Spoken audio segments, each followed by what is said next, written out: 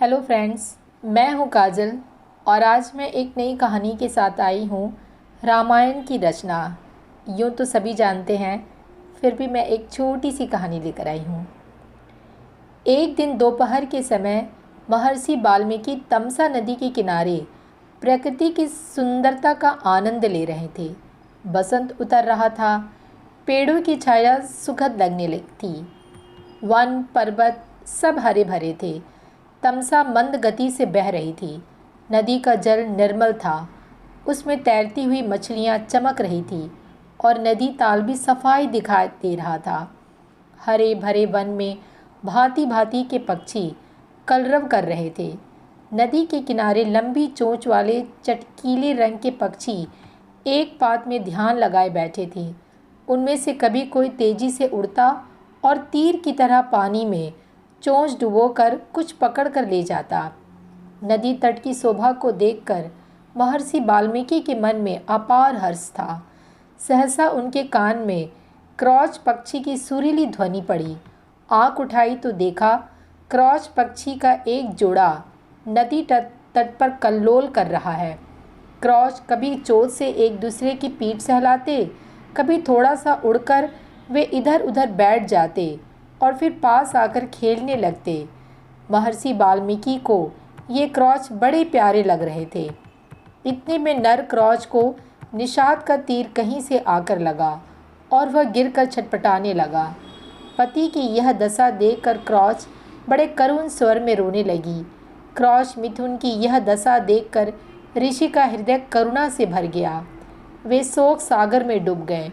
उनके हृदय की करुणा एक श्लोक में फूट पड़ी। हे निषाद, तू बहुत दिन तक प्रतिष्ठित न रह सकेगा, क्योंकि तूने क्रॉच के जोड़े में से प्रेम मग्न नर पक्षी को मार डाला है। बड़ी देर तक वाल्मीकि शोक के कारण विशुद्ध से रहे। जब वे स्थिरचित्त हुए तब अपने प्रिय शिष्य भरद्वाज से बोले, भरद्वाज, मेरे शोक पीड़ित हृदय से वीणा के लय में गाने योग्य 4 पदों और समान अक्षरों का यह वचन अनायास ही निकला है। मेरा मन कह रहा है कि अवश्य यह प्रसिद्ध होगा। भरद्वाज ने यह श्लोक कंठाग्र कर लिया और गुरु को सुनाया।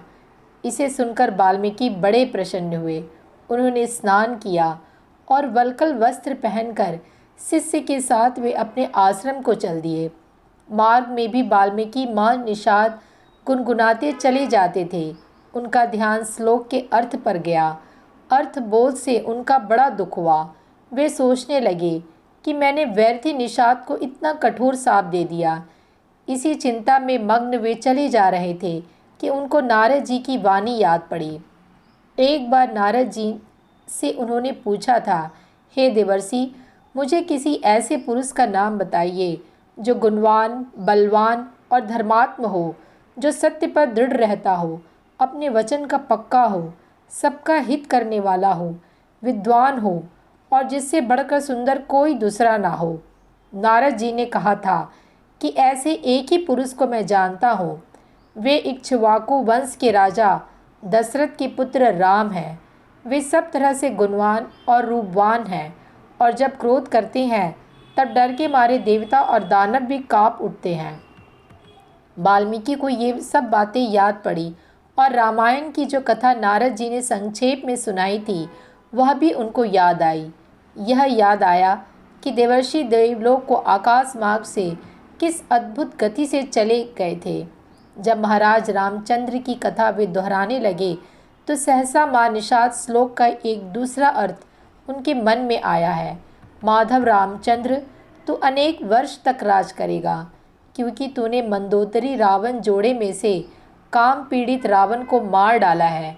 यह अर्थ मन में आते ही उनकी चिंता मिट गई, परंतु माँ निषाद श्लोक उनके मन से नहीं निकला।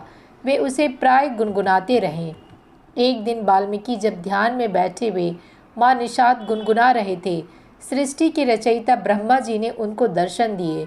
ब्रह्मा जी बोले, ऋषिवर, मेरी ही इच्छा से यह वाणी अनायास आपके मुँह से निकली है और श्लोक के रूप में इसलिए निकली है कि आप अनुष्टुप छंदा में महाराज रामचंद्र के संपूर्ण चरित्र का वर्णन कीजिए।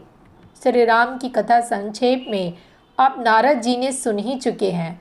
मेरे आशीर्वाद से राम, लक्ष्मण, सीता और राक्षसों का गुप्त अथवा प्रत्यक्ष सब वृत्तांत आपकी आंखों के सामने आ जाएगा। जो आगे होगा वह भी दिखाई पड़ेगा। अतः जो आप लिखेंगे वह यथार्थ और सत्य होगा। इस प्रकार आपकी लिखी हुई रामायण इस लोक में अग्न हो जाएगी। इतना कहकर ब्रह्मा जी अंतर्धान हो गए। वाल्मीकि श्लोकों में श्री राम के चरित्र का वर्णन करने लगे। सब श्लोक मधुर और सुंदर थे। उनका अर्थ समझने में भी कोई कठिनाई नहीं होती थी। उनके सामने राम, लक्ष्मण, सीता, दशरथ और दशरथ की रानियों का हंसना, बोलना, चलना फिरना प्रत्यक्ष हो गया और वे बिना रुके रामायण की कथा लिखते रहे। 24,000 श्लोकों में उन्होंने पूरी रामायण लिख डाली। तो मिलती हूँ अगली कहानी में।